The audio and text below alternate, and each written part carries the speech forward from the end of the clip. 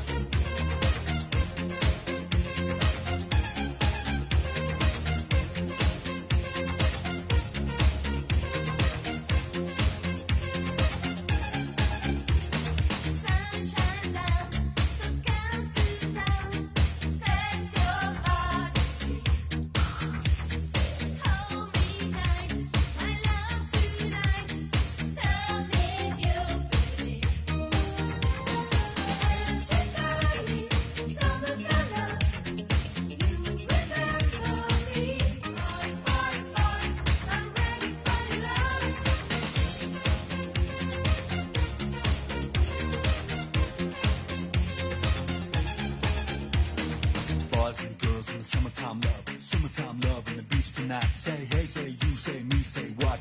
Everybody's got a cop. Don't stop, don't move. I just get your body in the groove. I said hey, I said who? I said me, said you. Gotta get in the groove. Boys, boys, boys. In the summertime love, in the summertime love. Boys, boys, boys. Let the summertime roll, let the summertime roll. Boys, boys, boys. In the summertime love, in the summertime love. Boys, boys, boys. Let the summertime roll, let the summertime. So what it says is that she was number one, Barcelona 2012.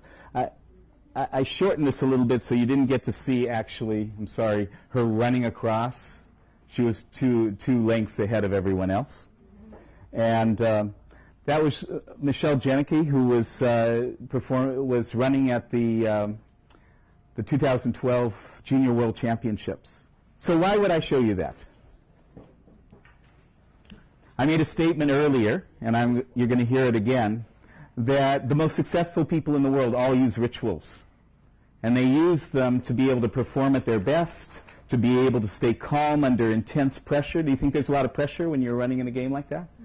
They use them to create balance in their life. Musicians and artists use rituals to be able to spark their creative juices and get them going, get them flowing. What Michelle was doing, now do most runners do some sort of a warm-up when they're getting ready to run? But what did she do to her warm-up? Yeah, and what do you think dancing was for her? Fun, right? Fun. She's making, and did you see the smile on her face? Is there a lot of pressure? But did she have a big smile on her face? Did she look like she was enjoying herself? Yeah. And so do you think that turning her warm-up into a dance has anything to do with how she feels as she's running that race? Everybody say yes? Yes. Yes, of course, right? So I wanted you to see just this point in action. Successful people all have rituals. They all have rituals. And what is the common theme of all of those rituals? Is that they have personal meaning for them. Okay? This is the most important thing. And this applies to religious rituals. It applies to everyday rituals. It applies to ceremonial rituals. It applies to any kind of ritual. That to the extent that the ritual has deep and doesn't have to have deep and profound meaning, but it's meaningful to you. It has value. Michelle does the dance because it's meaningful to her, right? She knows that it helps to loosen her up and get her ready and in a space where she can run her best race, right? And so we're going to be talking more about rituals this weekend during this course. But as I said, rituals weave through everything else you're doing. Rituals are tools. What are they? Tools. Tools. They're not an end in themselves. They're a way of creating this flow in your activity, this flow of allowing your passions to move through you and to create a flow, a rhythm in your life. What are they creating in your life? Rhythm. And how many of you enjoy music? Just curious. Yeah. And when you find yourself snapping your fingers and tapping your foot, what are you tapping to? What are you snapping to? The beat. But it's because the music has a rhythm, right? There's a rhythm to the whole thing. When your life has a rhythm, then your life begins to flow. What we say is that every single one of us has a unique life design. That means that we have a unique purpose, but it's more than purpose. It's about the design of our life to help us be the full expression of who we are able to be. That's designed into our life when we're born. But life is like a puzzle. We get all these puzzle pieces as we're growing up and we're getting older, but no one showed us the box top with the finished puzzle. So we have to figure out how do you put all the puzzle pieces together so it makes sense, right? And how many of you found yourself struggling sometimes with the puzzle?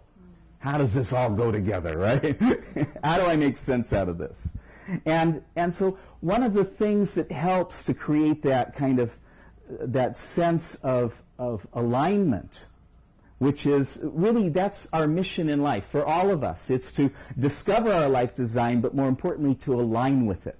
When we're aligned with it, life is set up so that when you're aligned with your life design, then you feel joy, you feel passionate, you feel excited, life is fun, it's enjoyable, it's delight, right?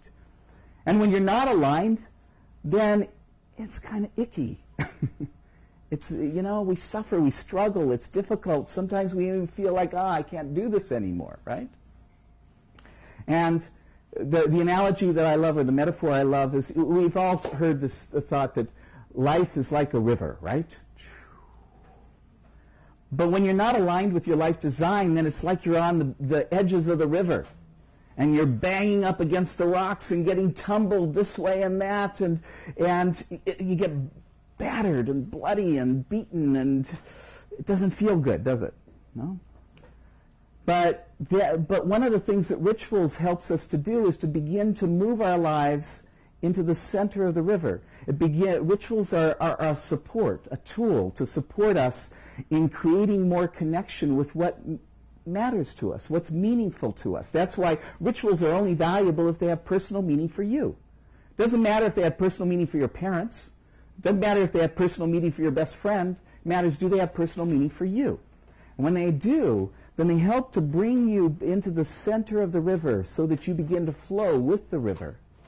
And then life becomes this wonderful adventure where you're looking forward to what's around the next bend, right? What's coming up? What do I have to look forward to? And what's great about what's here right now?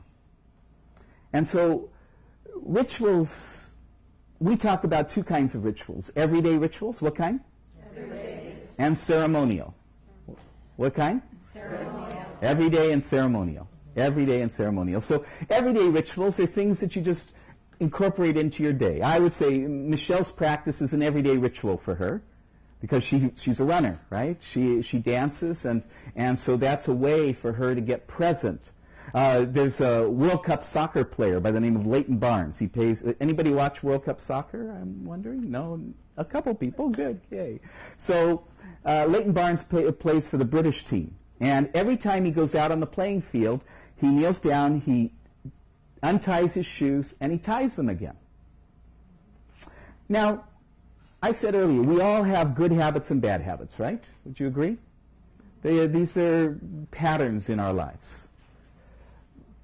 And yet, is Leighton's untying and tying his shoe, is that a good habit or a bad habit? Truth is, it's neither, is it? It's neither a good habit or a bad habit. What it is, to come back to our definition, it's a conscious, intentional practice that he's implemented in his life because it helps him perform better, because it helps him get his head in the game, as it were. It helps him to stay calm in the midst of 100,000 fans screaming and yelling, or millions of people watching on television. You know, that it's a way that he's found to be able to separate his daily, ordinary life from his performance, from when he has to be at his peak. Does that make sense? Yeah. Benjamin Franklin had a great everyday ritual. Every time he'd get up in the morning, he'd say, "What good am I going to do today?" And every night before he went to bed, he'd say, "What good did I do today?" So one of the things that we'd like you to do in this course is to create your own short, because if it's too long, you probably won't do it regularly, but short, 3-minute ritual. And I'm going to take a minute and go through the 7 aspects of ceremonial rituals. Everyday rituals may not have all of these 7 aspects, but I think there's value to understanding these 7 elements that are part of rituals all over the world, in religions, in cultures, all around the world. You'll always find these 7, or almost all of them. Okay? We've looked at a lot of different cultures, and they're all there. So the first one is intention. Intention.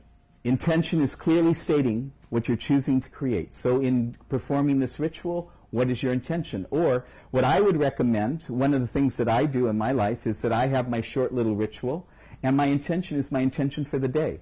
And so I begin with what's my intention for the day. And then the second aspect is preparation and purification. That means clearing the space where you're going to perform the ritual. It may be, one of the things we do here is the camphor is a very, very purifying element. And so when we go into hotel rooms, even here, we'll take camphor and just go around to the corners of the room or the house to purify the air, prepare for the ritual of the course that's going to be taught. You can use, there's lots of different things you can use for that, but it's as simple as just cleaning up the space and making your ritual space clean and orderly and nice, right? Preparation and purification is the second one. Third one is the use of symbols. Use of symbols. Yeah, something that has some meaning behind it, right? So it could be an image, it could be, it could be a picture of a teacher, or one of mine is my family. Why am I doing all this? For them, right? So something that symbolizes the reason why you're doing what you're doing, something that gives meaning to it. If you have a religious background, a religious practice, then it could be something from that helps to provide meaning for what you're doing. So use of symbols in one form or another, something that represents the higher values or the qualities or the reasons why you're doing what you're doing. Does that make sense? The fourth one then is activating all the senses. And you'll see this if you look at traditional rituals, like the Native American rituals. You'll see that they have sage for purification. They have dance. They have colorful costumes. They have all the music, right? All these things for all the different senses. They'll have feasts for eating. Feasts are often a part of traditional rituals, aren't they? So the way that you can activate the senses in your own ritual could be with candle, for having some flowers, for the sense of sight. Could be some incense or some scented oil for the sense of smell. You notice that you got hugs when you came in. This is the sense of touch, right? Activating that sense of touch. So you can think about what are the things that, if you're doing a ritual on your own, it could be a shawl or something. I don't know if you've ever seen in the Jewish tradition, that they put on a special cloak when they're about to do a ceremonial ritual. Same thing in the Catholic tradition. They have special robes, right, that they wear and each one has symbolism and meaning to it. So, but if you have something that's special, you could use that as part of your ritual. And then the fifth one is prescribed performance. Prescribed what? Performance. Prescribed performance. Rituals, you'll see, have a sequence to them. There's step 1, step 2, step 3, step 4, step 5. The reason for that is because when there's a prescribed performance and you do it repeatedly, which is the 6th element, repetition, number 6. But when you do it repeatedly, you don't have to think about it, right? It becomes an automatic process, and then the mind can dive. Then the mind can go deeper. And so by having a prescribed performance, you've done it that way every time. How many of you have had the experience of you drive somewhere and you've driven there so many times that you get in the car and you drive and you didn't even realize where you turned and how you got there because it's just become a habit? Yeah. So our brains are wired that way. So if you have something and you do it again and again and again that way, then your mind no longer has to focus on the doing, which allows it to transcend, allows it to go more deeply. Does that make sense? So 6 was repetition, and that's what allows that automatic performance to happen, is repetition. And then the last one is invoking the unseen. And I'm sure we've all been part of rituals that invoke the unseen in one way or another. And it can be as simple, though, as saying, I'm open to receive support and help wherever it may come from.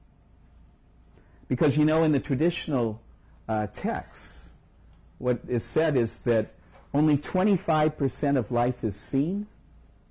In other words, experienced with the senses. 75% is unseen. That means 75% is beyond the reach of our senses. And so many people live in the world of the senses, don't they? They're missing out on 75% of life, or at least consciously. But we have the opportunity through ritual to consciously begin connecting with and drawing on that unseen, that 75% of life. Because guess what? You know, there are things we don't think about so much all the time, but love lives in that 75%. Right? Compassion lives in that 75%. Generosity lives in that 75%. Beauty lives in that 75%. These are all things that are subtle aspects of experience, aren't they? You can't sort of point to beauty. You can say something's beautiful, but you can't point to beauty. These are abstract values, abstract aspects of life. So rituals are a way, ceremonial rituals in particular, are a way to connect with that 75% of life. So are you ready to create your own ritual? Yes. All right, so if you turn in your workbook to lesson 3, and you'll see there are some instructions, and there you're going to take a few minutes. Don't take a long time on this right now, because we're only going to give you a little bit of time, but just write something in each of these, and then you can work on it, you can refine it on your own. Does that make sense? Is that all right? But we'd like to have you get a start with it.